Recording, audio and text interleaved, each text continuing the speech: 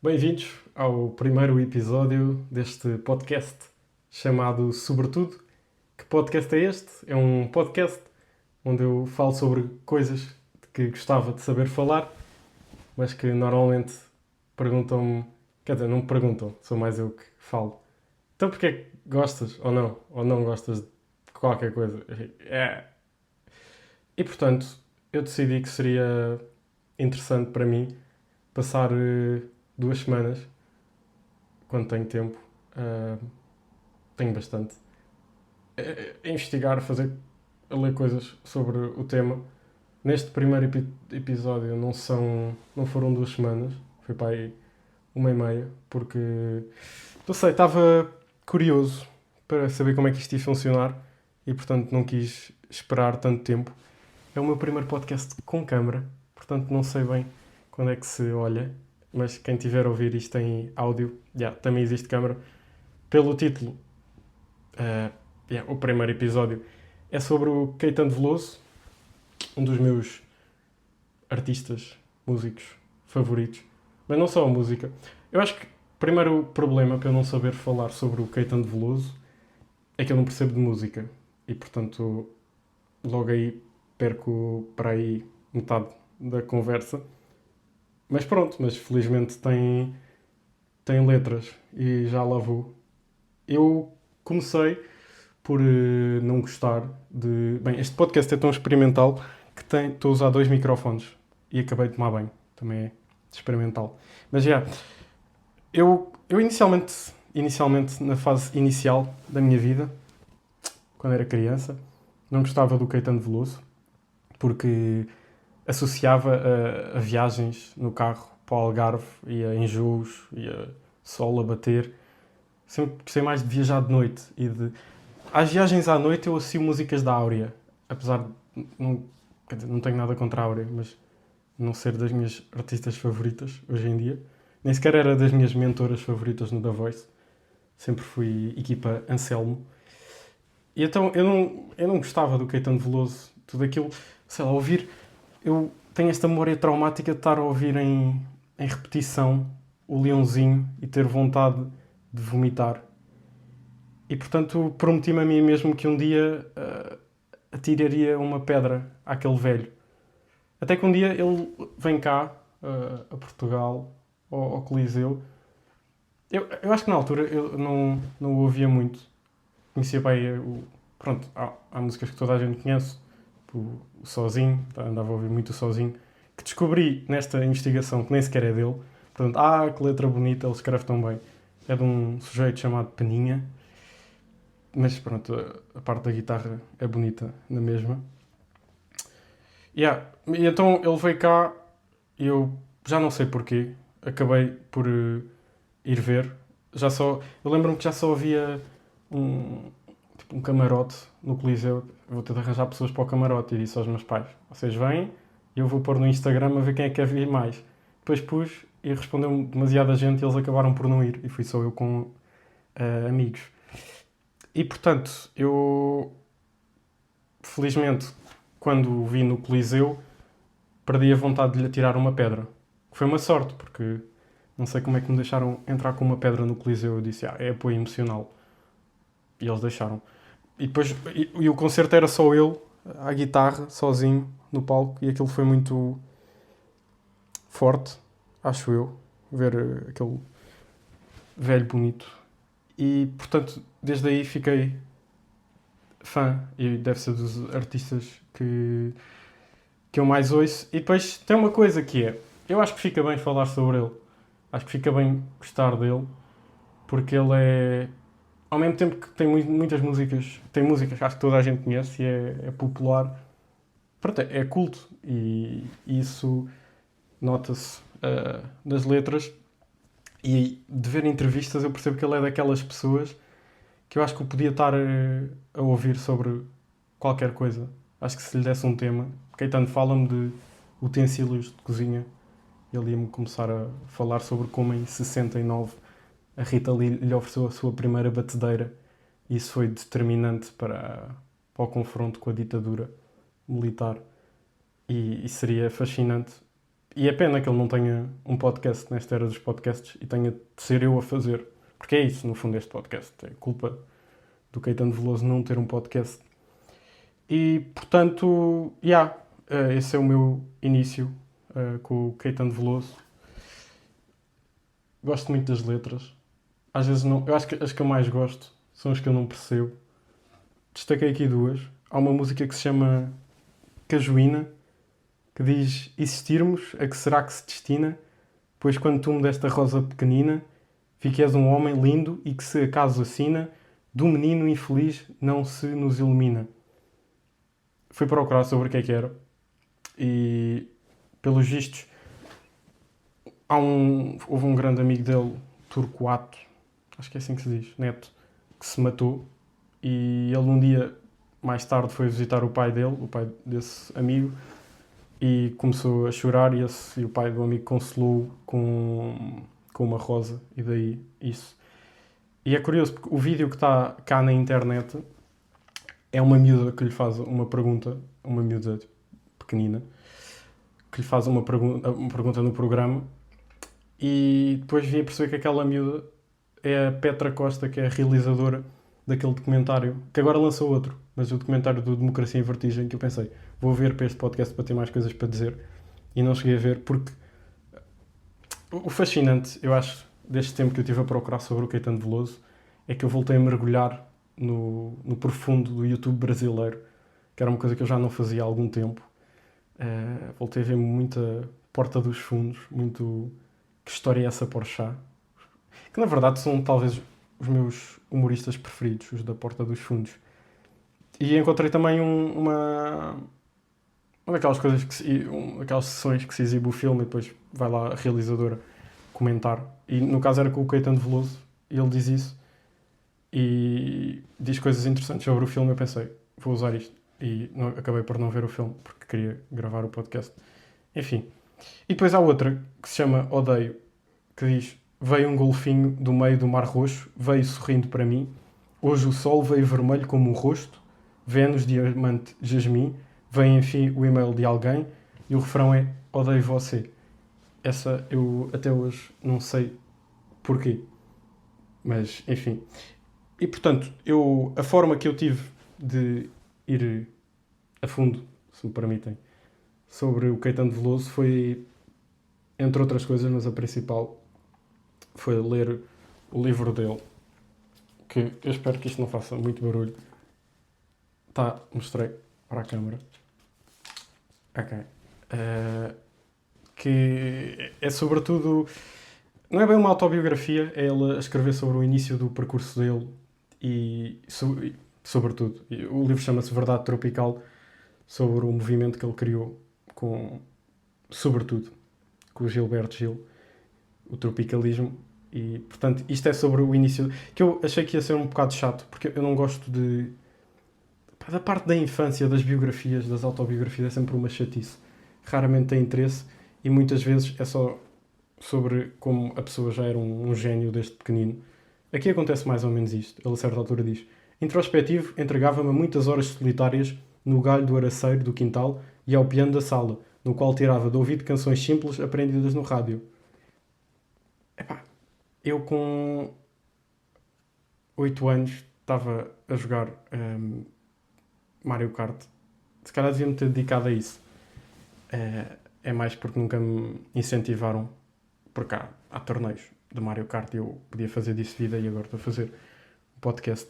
E portanto, o Verdade Tropical é um livro bastante interessante, apesar disto, porque tem um aspecto que eu gosto, que é quando se cruzam vários artistas diferentes e há um encontro grande de artistas. Ele começa por dizer isso na introdução, não, no início do livro. O que se pretende contar e interpretar neste livro é a aventura de um impulso criativo surgido no seio da música popular brasileira, na segunda metade dos anos 60, em que os protagonistas, entre eles o próprio narrador, queriam poder mover-se além da vinculação automática com as esquerdas, dando conta ao mesmo tempo da revolta visceral contra a abissal desigualdade que fende um povo, ainda assim reconhecivelmente uno e encantador, e ele continua por aí.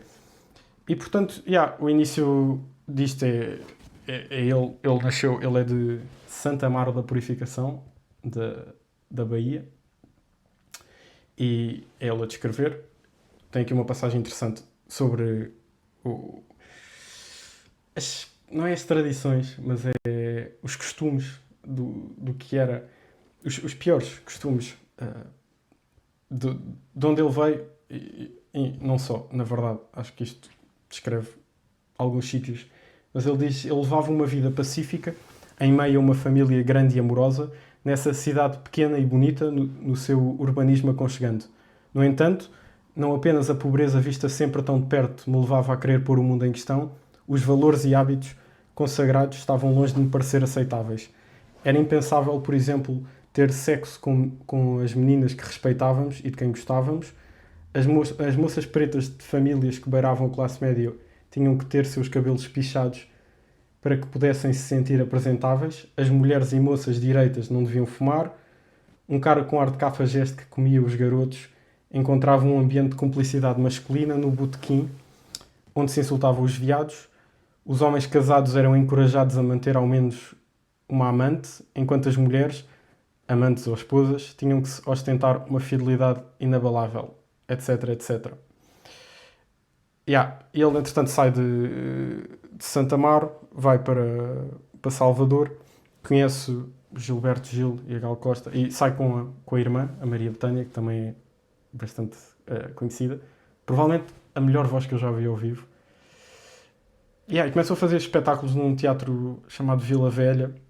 Depois ele vai só para despachar esta parte inicial, vai com a irmã para o Rio, porque a irmã substitui a Nara Leão num espetáculo chamado Opinião.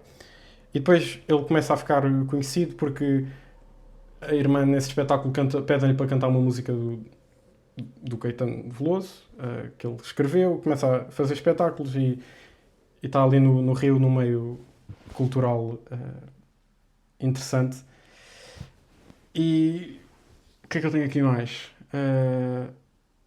Ele, ao longo do livro todo, estas pessoas que aparecem no livro, não só ele, mas também dá para perceber o Gilberto Gil, que o acompanha, não tem muita confiança. Quer dizer, tem confiança no que devem fazer, mas não tem muita confiança nos talentos deles. E ele diz, na verdade, eu nunca tinha, quando falo sobre passar a ser poeta, até então ousado pensar em ser poeta. Minhas tentativas se deram no desenho e na pintura, na prosa crítica, cinema e música popular e na canção. Poeta inspirava demasiada reverência, metia medo e vergonha. Eu tinha sempre me retraído ante a ideia. Mas eu imaginava para mim, desde criança, uma espécie de grandeza, alguma forma elevada de celebridade que eu já estava acostumado a considerar uma fantasia perfeitamente dispensável, mas que me dispunha a cumprir, e mesmo a desejar, se me parecesse que a oportunidade se apresentava. A palavra poeta encerrava tal grandeza como nenhuma outra poderia, e mesmo que um tanto secretamente eu a escolhi do meu coração e procurei aplicá-la ao que fazia e faria, embora não fosse a poesia. E depois o outro lado. Esta é a parte da grandeza, mas eu prometo que ele às vezes está só a dizer. Ele diz uma coisa que é talvez para compensar as minhas carências propriamente musicais, eu tenha mesmo tido sempre que ser mais conceptual. E portanto ele não confia imenso nos talentos dele. Acho que nos primeiros discos nem sequer era ele a tocar guitarra. Ele até se via mais como alguém por trás, alguém que ia coordenar a carreira da irmã e dos amigos com que ele veio de Salvador. E a certa altura começou a fazer coisas, mas mesmo. E ele diz que sempre olhou para o Gilberto Gil como alguém muito superior em termos de talento. E a certa altura também diz que o próprio Gilberto Gil quis desistir da carreira quando ouviu pela primeira vez o Jorge Benjor. E portanto, estas pessoas criam aqui uma cadeia em que se calhar o Jorge Benjor também quis desistir por alguém, e no final da linha está tipo o Irã Costa, do famoso O Bicho, que talvez não tenha tanto talento, mas tem confiança. E portanto, no final das contas, se calhar o Caetano Veloso quis desistir da sua carreira por causa do Irã Costa. Nunca saberemos. Mas é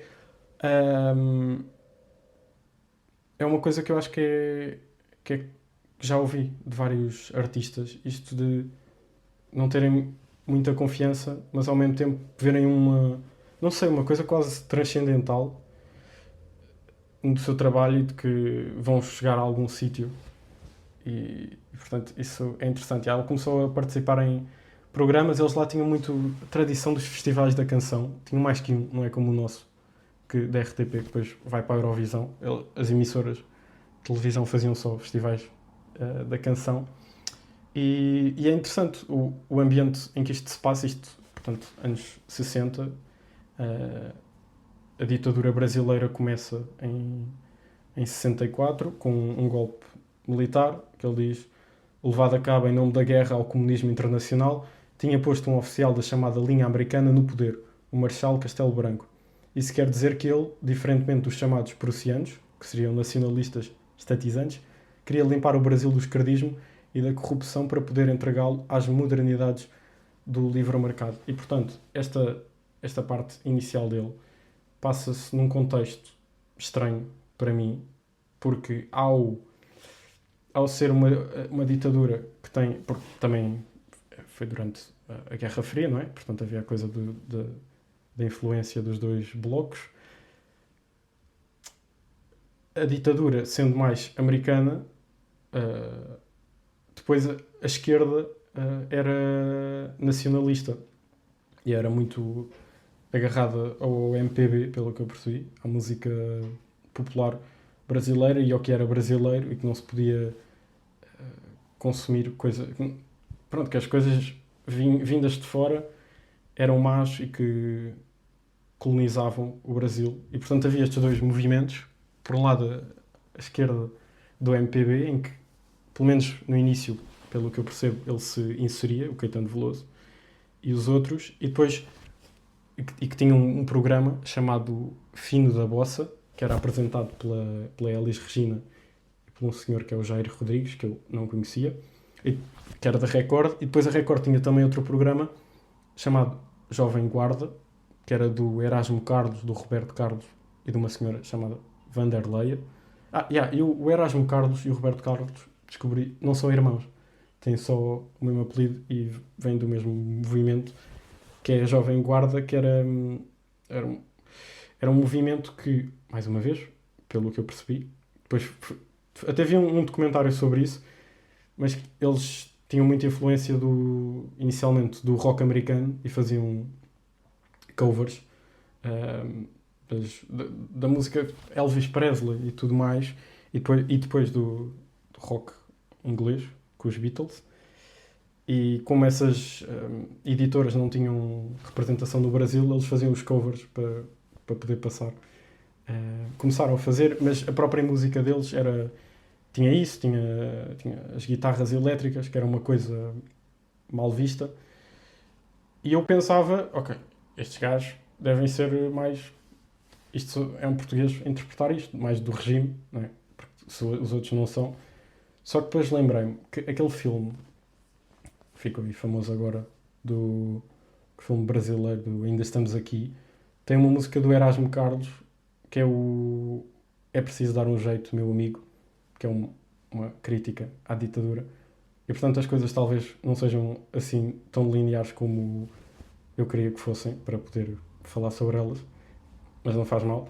Ele, eventualmente, o Caetano Veloso, nisto, lança um disco de bossa nova, mais bossa nova, uma música MPB, não sei se é só bossa nova, com a Gal Costa, em 67, e, portanto, inicialmente, um disco alinhado com isso. O computador está sempre a desligar. Até que eles... ele e o Gilberto Gil começam a sentir que precisam de criar um movimento, de juntar os artistas e fazer qualquer coisa diferente, que não seja nem o elitismo nacionalista da esquerda, nem a Jovem Guarda, e portanto reúnem vários artistas. Tem aqui uma passagem sobre isso, que é ótimo, em que ele fala de alguns e eu não conheço, Capina, Torquato Neto é o que se matou, Sidley Miller é do Lobo, Chico Buarque, pronto, é o Chico Buarque, e eu, o Caetano Veloso, não sou eu, não estive lá, nessa, não podia.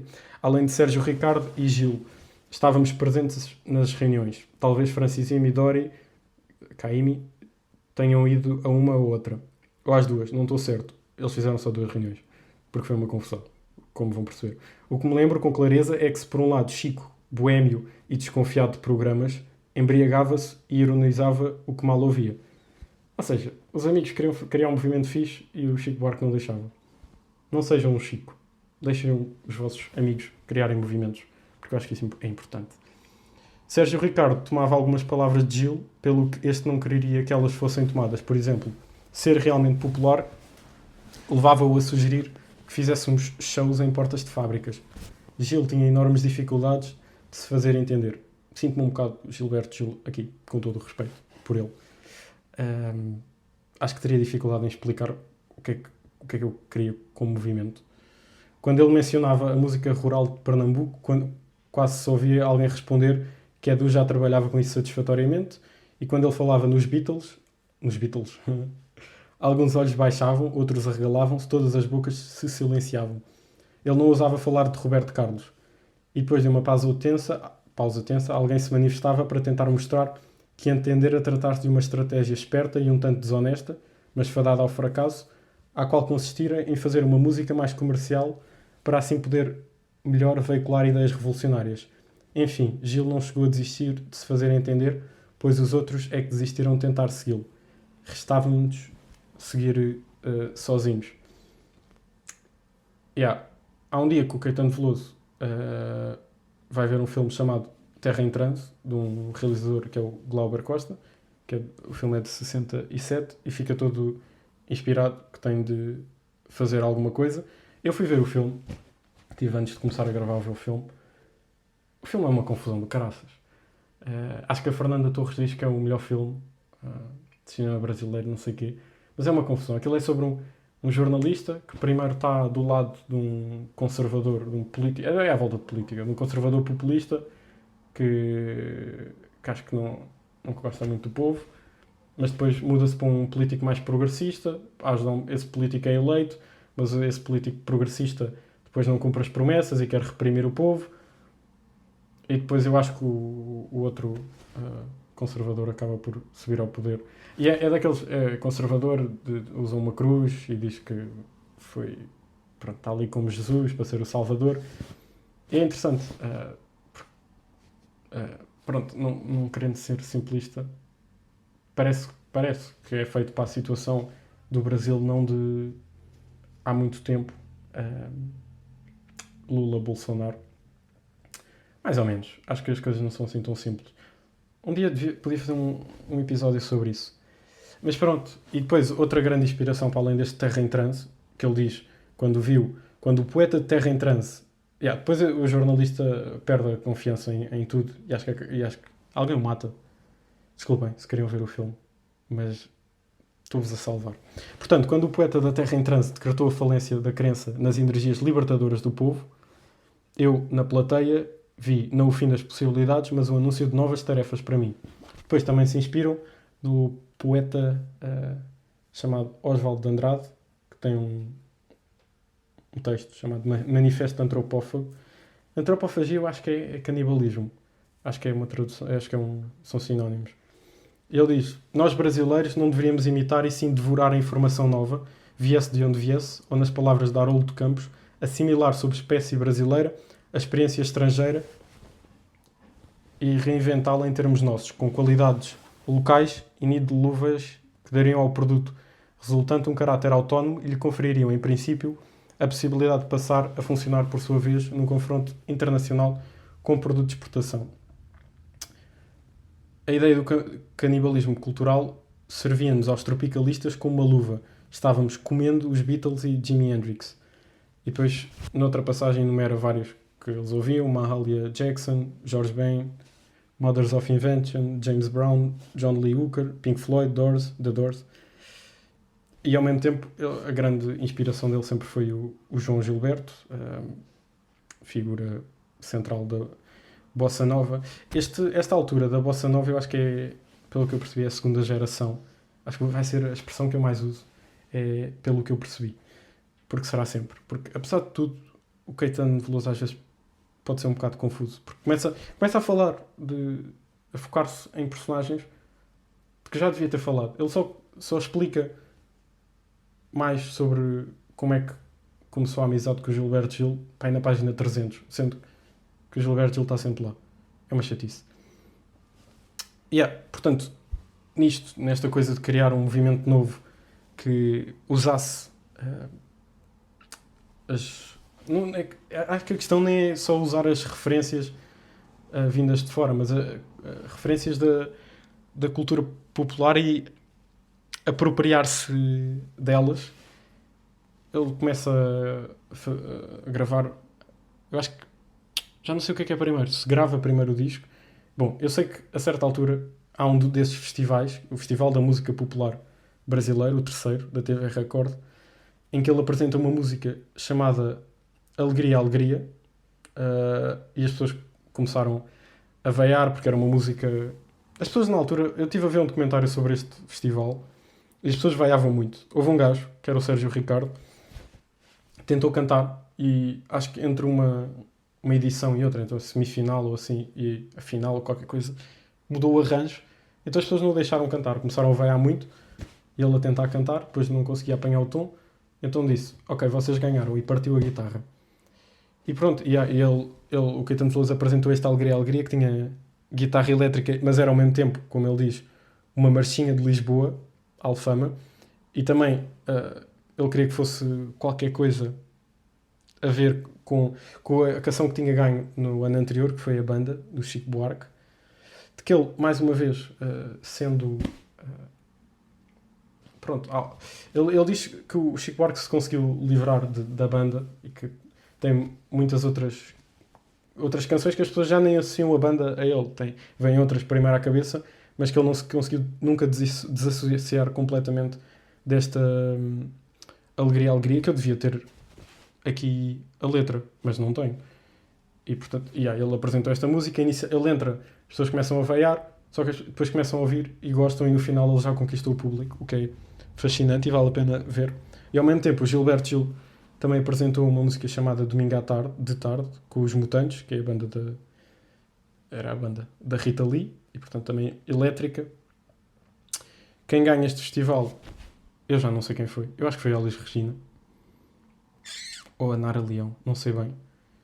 E aí, pronto, ele mais tarde lança esta música no seu primeiro álbum, que vem também, que começa com uma música chamada Tropicalismo, que é o que chama-se... Não, a música chama-se Tropicália, que é o que dá nome ao movimento. Qual é a história desta música? Ele não tinha nome para ela e alguém ouviu a letra, ouviu cantar, e a letra é: sobre a cabeça os aviões, sob os meus pés os caminhões, aponta contra os chapadões, meu nariz, eu organizo o movimento, eu oriento o carnaval, eu inauguro o monumento no planalto central do país, portanto, Brasília. Viva a bossa, viva a palhó, viva a bossa, E alguém disse que isso fazia lembrar uma instalação do artista plástico brasileiro, que é o Hélio Oiticica, que era um labirinto ou um mero caracol de paredes de madeira, com areia no chão para ser pisada sem sapatos, um caminho enroscado, ladeado de plantas tropicais, indo dar ao fim num aparelho de televisão ligado, exibindo a programação normal, que eu acho que faz sentido, porque a parte... o caminho do tropical do Brasil que vai dar à cultura pop, eu acho que é um bocado isto, pelo que eu percebo. Este movimento, ao mesmo tempo que é obviamente um movimento de protesto contra a ditadura, e portanto esta música que tem ao mesmo tempo Viva a Bossa, que é a Elite, e era o programa da Elis Regina, o fino da bossa. Depois diz Viva a Palhoça, e tem estas, que é o povo, tem estas contradições, e o movimento de som é a síntese dessas contradições e dessa junção do que ele, acho eu, que ele acha que é o Brasil. Espero que ele ache. Se ele não achar, é uma chatice. Eu não estou a dizer nada de jeito. Yeah. E antes deste festival, tinha havido. Estavam no meio da ditadura e tinha-se feito uma manifestação que juntou 400 pessoas na rua contra o uso da guitarra elétrica. Portanto, isto era mesmo uma cena. Não se usar a guitarra elétrica como forma de não colonização. E depois ele, mais tarde, participa noutro festival de outra televisão. É isto, é tipo. No fundo, isto são mais. Parecem mais tipo da Voice e assim, do que mesmo o nosso Festival da Canção. Em que ele apresenta uma música que nem sequer gosta muito, que se chama É Proibido Proibir, inspirado num grafite que tinha aparecido no maio de 68 em França, e que ele vai a esse festival mais como forma de protesto e, mais uma vez, ele vai à semifinal, não, à fase inicial, começam a vaiá-lo e tal, e o Gilberto Gil também vai com outra canção, e ele mesmo assim passa, porque o júri, pelo que ele diz, era mais velho e percebeu, e portanto coisa. E no meio da música tinha um poema da mensagem do Fernando Pessoa sobre o Dom Sebastião. E depois, na segunda vez que ele canta a música, as pessoas começam não só a vaiar, mas a virar-se de costas. As pessoas que eram jovens universitários de esquerda, e ele passa-se completamente. E é um momento incrível de se ver, de se ouvir. E ele começa a fazer um discurso em que diz: mas isso é que é a juventude que quer tomar o poder. Vocês têm coragem de aplaudir este ano uma música, um tipo de música que vocês não teriam coragem de aplaudir no ano passado. São a mesma juventude que vão sempre, sempre matar amanhã o velhote inimigo que morreu ontem. Vocês não estão entendendo nada, absolutamente nada. Hoje não tem Fernando Pessoa. Hoje eu vim fazer aqui quem teve coragem de assumir a estrutura do festival, não com medo, nomes, e que o Gilberto Gil e ele é que são a cena. Vocês estão por fora, vocês não dão para entender, mas que juventude é essa? Se vocês forem em política como são em estética, estamos feitos. Portanto, esta juventude que era contra a ditadura era ao mesmo tempo contra eles. Isso é interessante, ter a esquerda e a direita da ditadura a não gostarem disto, porque ele no fundo se calhar era um encontro, não é um encontro dessas duas coisas, mas um encontro de várias coisas. E eles entretanto são presos porque a ditadura fica mais agressiva a partir de 68. Ele diz que no dia 13 de dezembro de 68 um golpe interno no governo militar lançou o ato institucional número 5, suspendendo o habeas corpus, dando poderes à polícia de invadir domicílios, enfim, instaurando um regime policial truculento que fez, em retrospecto, os primeiros 4 anos que passávamos sobre os militares parecerem razoáveis e amenos. Eles são presos, ele e o Gilberto Gil, durante 2 meses. Acho que durante a maior parte do tempo nem sequer perceberam porquê. Depois, numa fase inicial, um general, um militar, disse-lhes que era porque tinham feito um concerto em que usavam uma instalação deste Hélio Oiticica, que é quem dá o nome ao movimento, e que estava lá. A instalação original, na verdade, tinha uma bandeira que dizia: seja marginal, seja herói,